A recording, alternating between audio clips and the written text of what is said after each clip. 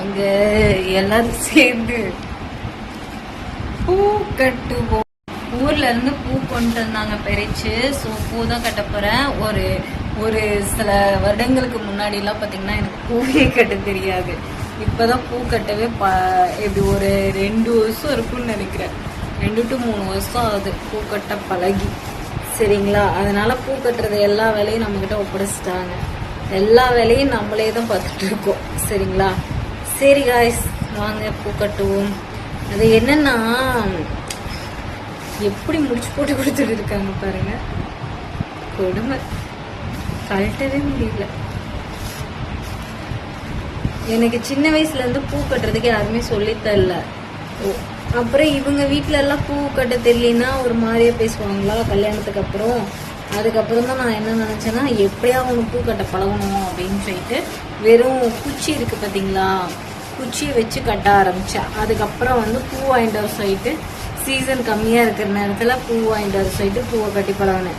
ஒரு வாட்டி தான் கட்டி பழகினேன் கைஸ், செம்மையா கட்டி பழகிட்டேன். அதுக்கப்புறம் சரிங்களா, கிட்டத்தட்ட ஒரு 1/4 கிலோ இருக்கும். சரிங்களா, கட்டுவோம். கட்டி முடிச்சுட்டு அதுக்கப்புறம் எவ்வளோ வந்திருக்கு அப்படின்னு காட்டுறேன். ஸோ நாளைக்கெல்லாம் பூ வச்சு வீடியோலாம் வரும். சரிங்களா, பூவை எப்படி கட்டுவேன்னு பார்த்தீங்கன்னா ஃபஸ்ட்டு இந்த இதை எடுத்துட்டேன். இப்படி பிரித்து போட்டுட்டோம்னா ஈஸியாக இருக்கும். இங்கே பாருங்கள், 2 இந்த பக்கம் தண்டு 2, இந்த பக்கம் தண்டு 2, இந்த மாதிரி எடுத்து வச்சுட்டு இப்படி வச்சு சாமிக்கு தான் நவுத்தி கட்டிக்குவேன்.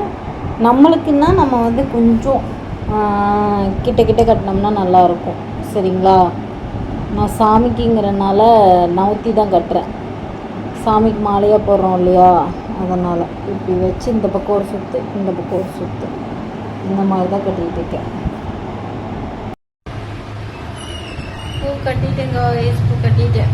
கிட்டத்தட்ட 8 to 9 முழம் இருக்கும் எண்ணெயில். ஸோ அப்படியே பூவெல்லாம் இது பண்ணிட்டேன். இதை கட்டுறதுக்கு எனக்கு 1 hour ஆச்சு. அதுக்கு முன்னாடியே ஒரு கஸ்டமர் வேறு வந்துட்டாங்க. சரிங்களா, அதனால் 1 hour ஆயிடுச்சு. அவ்வளோதான், நைட்டு ஒரு வேலை மீதி ஆயிடுச்சு. இல்லை, நம்ம போயிட்டு இட்லி மட்டும் ஊற்றி வச்சுக்கலாம். ஒரு கவர் ஃபுல்லாக வந்திருக்கு. சரிங்களா, ஸோ நீங்களும் ஒரு விஷயத்த ட்ரை பண்ணுறீங்கன்னா கண்டிப்பாக ட்ரை பண்ணுங்கள், விட்டுறாதீங்க. சரிங்களா, நம்மளால முடியாதது எதுவுமே கிடையாது. நீங்கள் முயற்சி பண்ணுங்கள், கண்டிப்பாக ஒரு நாளைக்கு உங்களாலேயும் முடியும். நானும் அப்படி தான் நினச்சேன், பூவே கட்ட தெரியாது நம்மளுக்குலாம் அப்படின்னு சொல்லிட்டு. ஸோ நான் முயற்சி பண்ணி நான் கட்டிட்டேன். பார்த்தீங்களா, அதே மாதிரி நீங்களும் எதா இருந்தாலும் சரி, இதுதான் இல்லை, எதா இருந்தாலும் தன்னம்பிக்கையோடு செயல்படுங்க, கண்டிப்பாக உங்களாலேயும் முடியும். சரிங்களா, சரி இப்போ போயிட்டு நான் பூ இந்த பக்கம் வச்சுட்டு, இந்த வீடியோ உங்களுக்கு எல்லாத்துக்கும் பிடிச்சிருக்கா அப்படிங்கிறத சொல்லுங்கள். சரிங்களா, நான் என்னோட விஷயத்த மட்டும்தான் ஷேர் பண்ணியிருக்கேன். ஸோ நீங்களும் அதே மாதிரி செய்யணும், பயந்துட்டு இருக்கக்கூடாது அப்படிங்கிற விஷயம் தான் உங்கள்கிட்ட ஷேர் பண்ணேன். சரி, ஓகே, பாய்.